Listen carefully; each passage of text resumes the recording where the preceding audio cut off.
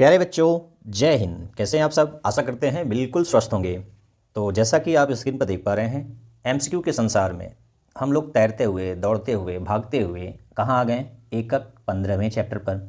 इस चैप्टर में हम लोग किसके बारे में पढ़ने वाले हैं? बहुलक, यानी एकलक इकाई मिलकर क्या बनाते हैं? बहुलक, यानी मोनोमर मिलकर पॉलीमर बनाते हैं और यह घटना पॉलीमराइजेशन कहलाता है। तो पॉलीमर यानी बहुलक के कितने प्रश्न पढ़ने वाले हैं आज? 8 एमसीक्यू करने वाले हैं। तो आप अपनी तरफ से कितना तत्पर हैं? मैं यहाँ से आपको एमसीक्यू का संसार सीधे आपके द्वार पहुँचाने के लिए तत्पर हूँ। तो आप अपनी तत्परता वीडियो देखकर या स्वयं बुक का स्टडी करें और तत्परता को बनाए रखें, पढ़ने की जिज्ञासा बनाए रखें। चलिए इन्हीं बातों के साथ स्टार्ट करते हैं। आज का पहला प्रश्न आपकी स्क्रीन पर ये रहा। क्या है प्रश्न? ग्लूकोज के निम्नलिखित बहुलकों में से जंतु कौन सा संचित करते हैं? क्या गजब क्वेश्चन है, कई बार रिपीट हुआ है। तो आपको याद होगा, यदि जय वर्ड अच्छे से पढ़े होंगे, तो जो ग्लाइकोजन होता है ग्लूकोज का एक बहुलक है और ये जंतुओं में संचित होता है। किस रूप में? एनिमल स्टार्च के रूप में ये ग्लूकोज का बहुलक है। हालांकि बहुलक तो सभी हैं, लेकिन इस जंतुओं में कौन सा स्टोर होता है? ग्लाइकोजन। अच्छा, जंतुओं के किस अंग में ये ग्लाइकोजन स्टोर होता है? आप मुझे कमेंट करके लिख सकते हैं। कमेंट बॉक्स में आप लिख सकते हैं कि ग्लूकोज ग्लाइकोजन के रूप में किस अंग में संचित रहता है। अगला प्रश्न, निम्नलिखित में से कौन सा अर्ध संश्लेषित बहुलक नहीं है? तो इसमें से 4 में से आपको एक ऐसा कौन सा है कि जो अर्ध संश्लेषित नहीं है? अर्ध संश्लेषित को हम यदि केमिस्ट्री लैंग्वेज बोलें तो सेमी सिंथेटिक नहीं है। तो क्या ऑप्शन है? Cis polyisoprene, cellulose nitrate, cellulose acetate, वल्कनीकृत रबर। तो आपको ये मेमोरी बेस्ड क्वेश्चन है, याद रखना है। सिस पॉलीआइसोप्रीन होता है नेचुरल रबर होता है। क्या होता है? प्राकृतिक रबर। तो जब प्राकृतिक रबर है तो ये अर्ध संश्लेषित की बात ही नहीं है। और जबकि 3 ये सेलुलोज नाइट्रेट, सेलुलोज एसीटेट, वल्कनीकृत रबर, ये सब क्या है? अर्ध संश्लेषित हैं। और सिस पॉलीआइसोप्रीन क्या है? प्राकृतिक रबर है। ठीक है। जब यदि पूछता कि इसमें से कौन अर्ध संश्लेषित है तो ये प्रश्न थोड़ा अलग होता, यानी ऑप्शन अलग होते हैं। ये तीनों के तीनों क्या हैं? अर्ध संश्लेषित हैं। अगला प्रश्न, पॉली एक्रिलोनाइट्राइल का औद्योगिक नाम क्या है? डेक्रॉन, आर्लान या ब्रिकेट में एक्रिलन, पीवीसी, बेकेलाइट। तो देखिए, आपको यदि ये ब्रिकेट में नहीं दिया होता तो थोड़ा मुश्किल होता। मेमोरी बेस्ड क्वेश्चन ये भी है। तो एक्रिलन का बहुलीकरण करने पर क्या मिलेगा? पॉली एक्रिनोनाइट्राइल। तो इसका क्या है? औद्योगिक नाम आर्लान कहिए या एक्रिलन। ठीक है, क्लियर है? औद्योगिक इंडस्ट्रियल नेम क्या है? आर्लान या एक्रिलन। अगला, निम्नलिखित बहुलकों में से कौन सा जैव निम्नी है? जैव निम्नी का मतलब जो जीवाणु इसको नष्ट कर सकते हैं। ऐसा बहुलक जो जीवाणु जिसको नष्ट कर सकते हैं। ठीक है। बायोडिग्रेडेबल कौन सा है? तो आप देखिए कौन कौन सा संरचना दिया, नाम नहीं दिया है। ठीक है, तो संरचना को देखिए, आपको यदि याद आ रहा होगा तो इसमें से कौन सा है आपको बताना है। तो आप देखिए तीसरा वाला, आप यदि याद किए होंगे, बायोडिग्रेडेबल में 2-4 ही खास हैं जो एनसीईआरटी में दिया है। उसमें एक खास क्या है? PHBV। ठीक है, ये बहुत ही फेमस बायोडिग्रेडेबल पॉलीमर है। तो इसकी संरचना है ये। अच्छा, इसका पूरा नाम क्या है PHBV का? आपका ऑप्शन नंबर क्या हो जाएगा? तीसरा। तो ये जैव निम्नीकरण है, कड़ा हो जाता है, यानी बैक्टीरिया इसको सड़ा देता है, नष्ट कर देता है। इसका फुल फॉर्म देखिए, पॉली बीटा हाइड्रॉक्सी ब्यूटीरेट को बीटा हाइड्रॉक्सी वेलेरेट। तो इसको PHBV कहते हैं, याद रख लीजिए। इसके अलावा यदि आपका मान लीजिए प्राकृतिक जो भी देता, जैसे अभी पढ़े हैं ग्लाइकोजन, सेलुलोज, ये सब क्या है? बायोडिग्रेडेबल है।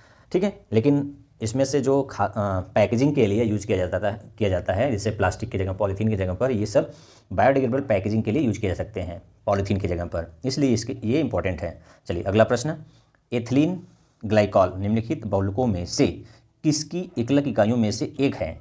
तो देखिए सभी क्या दिया है? बहुलक दिया है। ये सब क्या है? बहुलक हैं। अब उसमें से पूछ रहा है कि एथिलीन ग्लाइकॉल एकलक इकाई के रूप में किस में है?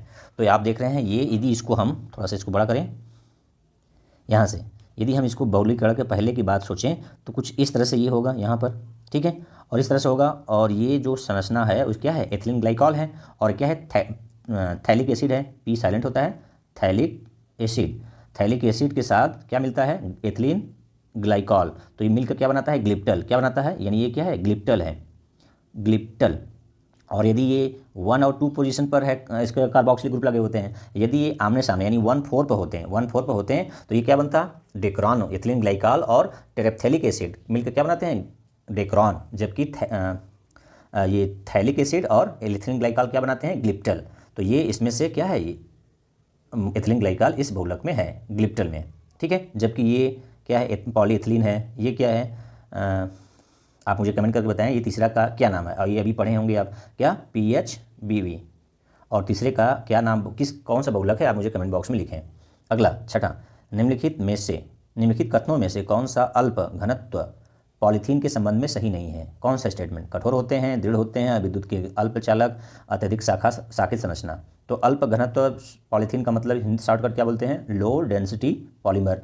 तो उसमें कौन कौन गुण होते हैं? कठोर होते हैं लेकिन वे दृढ़ नहीं होते हैं, विद्युत के अल्प चालक होते हैं, अत्यधिक शाखित होते हैं। ठीक है, तो ये गुण इसमें नहीं होता है। कठोर होते हैं लेकिन दृढ़ नहीं होते हैं। जबकि हाई डेंसिटी पॉलीमर HDP वो क्या होते हैं? कठोर भी होते हैं और दृढ़ भी होते हैं। इसलिए याद रखना है कि ये दृढ़ नहीं होते हैं और सब उसका गुण है। ठीक है, अगला सातवां, बहुलक ये दिया है, बहुलक का एकलक है। इनमें से 4 ऑप्शन संरचना दिया है और आपको बताना है इस बहुलक का एकलक इकाई कौन है। तो ऑप्शन में क्या है? ये है जिसका नाम है 1 2 3, मतलब 1 2 3 2 1 2 2 मेथिल प्रोपीन। ये क्या है? 1 2 3 4, तो ये ब्यूटूइन है और प्रोपीन है। और एक अगला है 1 2 3 डाई मेथिल क्या है? ब्यूटीन है, ब्यूटूइन है। तो आपको कैसे चेक करना है कि एकलक इकाई कौन सा होगा? तो पहले इसका देखिए, ये 4 कार्बन का एकलक इकाई होगा और ये 4 कार्बन का एकलक इकाई होगा। ठीक है, तो यहाँ से इसको हम ब्रेक करके समझते हैं कि कौन होगा। कौन सा मोनोमर 4 कार्बन रखा है? यहाँ से देखिए, यहाँ से ये तो एकलक इकाई हो जाएगा ये। तो इसमें कौन सा मिल रहा है? देखिए 1 2 3 4, तो ये रिपीट होगा तो कौन सा बहुलक बनेगा? ये वाला। तो इसका नाम हो जाएगा 2 मेथिल प्रोपीन। तो ये क्या हो जाएगा? सही ऑप्शन हो जाएगा, इस बहुलक के लिए एकलक इकाई हो जाएगा। अगला 8वां प्रश्न, निम्नलिखित एकलक इकाई के उपयोग से कौन सा बहुलक बन सकता है? क्या पूछ रहा है? कौन सा बहुलक बन सकता है? ये क्या है? क्रोप्रोलैक्टम है। क्या है? कै कह लीजिए या को कह लीजिए, कैप्रोलैक्टम, कैप्रोलैक्टम है ये। ठीक है, कैप्रोलैक्टम। तो इसके बहुलीकरण से क्या बनता है? नायलॉन 6 बनता है, याद रखना है आपको। क्रो या कैप्रोलैक्टम के बहुलीकरण से क्या बनता है? नायलॉन 6। जबकि नायलॉन 6 क्या होता है, आप मुझे कमेंट बॉक्स में लिखें कि इसका एकलक इकाई 2 होता है, उसका क्या नाम है। एक का मैं बता दे रहा हूँ, एडिपिक एसिड। एक का नाम बता दिया मैं, एडिपिक एसिड, एडिपिक एसिड। और दूसरे का आप नाम मुझे कमेंट बॉक्स में लिखें। तो ये आज 8 प्रश्न आप समझें और कुछ मेमोरी बूस्ट को आप याद रखेंगे। चलिए, तो ये वीडियो आपको लिए कैसा रहा आप कमेंट बॉक्स में ज़रूर लिखें। आज के लिए इतना ही। जय हिंद, जय भारत।